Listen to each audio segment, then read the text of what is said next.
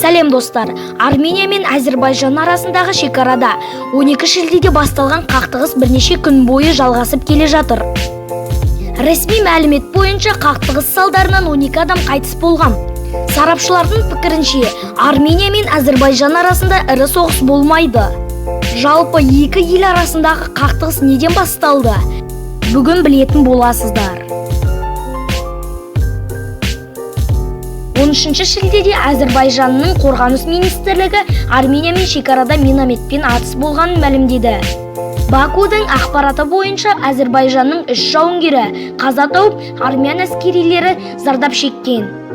Қақтығыс 12 шілдеде Әзербайжанның Товуск ауданы мен Арменияның Тавуш облысымен шекаралас жерде болған. Әзербайжан қорғаныс министрлігінің баспасөз қызметі дүйсенбіде түнгі уақытта армян әскерилерінің шекарада ауылға оқ атқанын хабарлаған. Армения қорғаныс министрлігінің баспасөз хатшысы Шушан Степян Facebook желісіндегі парақшасында Әзербайжан тарапынан түрлі атыс жасалып жатқанын жазды. Дегенмен оның айтуынша қарсыластардың барлық әрекеттері бейтараптандырылады. Ал енді кімдікі дұрыс, кімдікі бұрыс екенін пікір алаңына, яғни комментарияға жаза кетіңіз. Бұл видеоны ВК, Facebook, Instagram, WhatsApp желілерге таратып, достарыңызбен бөлісуді сұраймыз. Және де лайк басып, арнамызға тіркеліп, қастан шыққан қоңыраушаны басып қойыңыз. Сол кезде біздің керемет қызықты видеоларымыздан құр қалмайсыз.